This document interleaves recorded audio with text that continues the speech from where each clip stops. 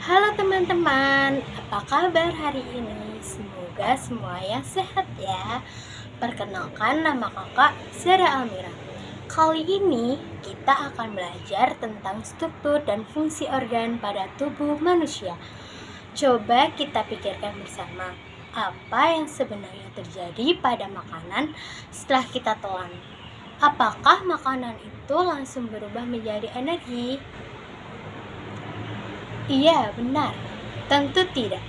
Makanan harus melalui beberapa proses di dalam tubuh kita. Nah, proses inilah yang akan dilakukan oleh sistem organ tubuh. Yang pertama, ada sistem pencernaan makanan. Saat kita makan, kita pasti akan memproses makanan. Dari makanan utuh menjadi potongan, serpihan kecil, hingga makanan terurai menjadi zat yang bisa dicerna tubuh. Apakah saat itu terjadi suatu proses di dalam sistem pencernaan kita? Iya, benar. Rangkaian proses mengolah makanan tadi akan membentuk rangkaian sistem yang disebut sistem pencernaan. Sistem pencernaan makanan merupakan proses pemecahan makanan menjadi molekul sederhana yang melibatkan organ-organ dan kelenjar-kelenjar pencernaan. Proses pencernaan pada manusia dibedakan menjadi dua. Yang pertama, pencernaan mekanis, yaitu pengubahan makanan dari bentuk kasar menjadi halus dengan bantuan gerakan alat-alat pencernaan seperti gigi dan lambung.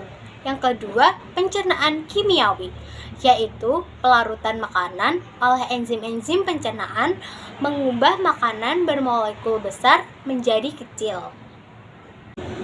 Organ-organ pada sistem pencernaan meliputi rongga mulut, kerongkongan, lambung, usus halus, usus besar, dan anus. Adapun organ-organ dalam sistem pencernaan meliputi 1. Rongga mulut. Rongga mulut berfungsi sebagai tempat pertama kali masuknya makanan. Di dalam mulut, makanan dikunyah oleh gigi dengan bantuan air liur. Yang kedua, kerongkongan atau esofagus. Kerongkongan berfungsi menyalurkan makanan dari mulut ke lambung. Makanan didorong oleh gerakan otot yang bisa disebut dengan gerak peristaltik. Yang ketiga, lambung. Lambung berfungsi untuk menampung dan mencerna makanan. Yang keempat, ada usus halus.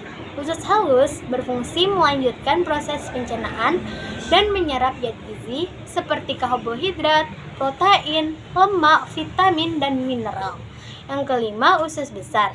Usus besar berfungsi menyerap air dan mineral sisa makanan yang tidak dicerna. Yang keenam, anus. Anus berfungsi sebagai tempat keluarnya kotoran atau feses dari tubuh. Untuk lebih jelasnya, simak video selanjutnya ya. Makanan masuk ke dalam tubuh dan dicerna oleh sistem pencernaan. Apa sih yang terjadi di tubuh kita? Yuk kita bahas di sistem pencernaan. Pencernaan dimulai dari mulut. Pertama, gigi mengunyah makanan, kemudian kelenjar ludah menghasilkan enzim yang berfungsi menghaluskan makanan agar mudah ditelan. Kemudian makanan didorong oleh lidah. Di kerongkongan, makanan didorong dan diremas agar masuk ke dalam lambung. Proses ini biasanya terjadi sekitar 5-6 detik. Makanan akhirnya sampai ke lambung. Nah, lambung memiliki 3 fungsi. Pertama, menyimpan makanan, melumatkan makanan dengan enzim dan asam lambung. Yang terakhir, memasukkan makanan ke usus kecil hingga lambung kosong kembali. Di usus kecil, zat-zat gizi seperti protein, lemak, karbohidrat, vitamin, dan mineral diserap oleh tubuh. Bentuk usus kecil seperti pipa yang berdiameter 3-5 cm dan panjangnya sampai 6-8 meter. Wah, lebih panjang dari tubuh kita ternyata. Sisa-sisa makanan yang tidak digunakan tubuh masuk ke usus besar. Di usus besar, air dan mineral diserap sampai habis. Sisa ini bernama feses dan dikeluarkan melalui anus. Yang kedua, ada sistem peredaran darah. Teman-teman, kalian ingat kan kalau proses pencernaan makanan menghasilkan sari makanan. Sari-sari makanan hasil proses pencernaan akan diedarkan ke seluruh bagian tubuh untuk dimanfaatkan. Kalian tahu nggak siapa yang berfungsi mengedarkan dan mengangkut sari makanan ke tubuh? Nah benar, yang bertugas mengangkut dan mengedarkan sari makanan adalah darah. Selain itu, darah juga berfungsi mengedarkan oksigen dan karbon dioksida hasil pernafasan. Jantung berfungsi sebagai pompa untuk mengalirkan darah ke seluruh tubuh. Jantung memiliki 4 ruang yang terdiri dari 2 serambi atau ruang atas, yaitu serambi kanan dan serambi kiri, dan 2 bilik atau ruang bawah yang terdiri dari bilik kanan dan bilik kiri. Pembuluh darah memiliki peran dalam sistem peredaran darah. Yang pertama, arteri berfungsi membawa darah keluar dari jantung. Yang kedua, kapiler yang berfungsi membantu pertukaran zat di antara darah dan jaringan. Yang ketiga, berfungsi membawa darah kembali ke jantung. Yang ketiga, ada sistem pernafasan. Selain membutuhkan makanan dan peredaran darah, tubuh juga membutuhkan oksigen yang diperoleh melalui sistem pernafasan. Organ-organ dalam sistem pernafasan antara lain 1. Rongga hidung, 2. Faring, 3. laring, 4. trakea, 5. bronkus, 6. bronkiolus, 7. alveolus, 8. paru-paru. Adapun fungsi dari organnya. 1. Rongga hidung berfungsi menyaring, menghangatkan, dan melembabkan udara yang masuk ke dalam tubuh. Yang kedua, faring berfungsi sebagai saluran penghubung antara rongga hidung dan laring serta jalur lewatnya udara. Yang ketiga, laring berfungsi sebagai tempat pita suara dan jalur udara menuju trakea. Yang keempat, trakea berfungsi menyalurkan udara dari laring menuju bronkus. Yang kelima, bronkus berfungsi menyalurkan udara dari trakea ke paru-paru. 6. Bronkiolus berfungsi sebagai cabang kecil bronkus yang menyalurkan udara menuju alveolus. Yang ketujuh, alveolus berfungsi sebagai tempat pertukaran gas.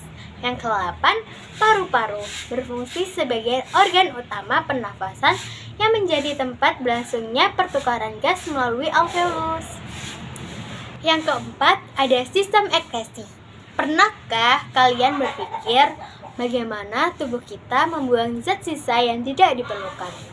Nah, tubuh manusia memiliki sistem ekskresi yang berfungsi mengeluarkan zat sisa metabolisme dari dalam tubuh. Fungsi sistem ekskresi diantaranya menurunkan kadar zat produk metabolisme, melindungi sel-sel tubuh dari makanan yang bersifat racun, serta menjaga keseimbangan cairan tubuh. Organ-organ dalam sistem ekskresi meliputi ginjal, hati, kulit, dan paru-paru. Sekarang untuk mengetahui pemahaman teman-teman, coba perhatikan soal berikut. Perhatikan pertanyaan berikut ini. 1. Pengemasan makanan. 2. Pengaturan kadar air dalam sisa makanan. 3. Penyerapan sari-sari makanan. 4. Pembusukan sisa makanan. Yang kelima, sintesis vitamin K. Pertanyaannya, peristiwa yang terjadi di usus besar adalah coba teman-teman pikirkan jawabannya dahulu ya. Apakah kalian sudah menemukan jawabannya? Ya, jawabannya benar. Yang A, 2, 4, dan 5. Hal ini karena di usus besar terjadi pengaturan kadar air pada sisa makanan, pembusukan sisa makanan oleh bakteri, serta sintesis vitamin K yang bermanfaat bagi tubuh. Demikian pembahasan kita tentang struktur dan fungsi tubuh manusia, mulai dari sistem pencernaan, sistem peredaran darah, sistem pernafasan, hingga sistem ekskresi. Terima kasih atas perhatian teman-teman. Semoga materi yang telah dipelajari hari ini dapat menambah pengetahuan dan bermanfaat bagi kita semua. Amin. Sampai jumpa pada pembelajaran selanjutnya ya. Bye-bye.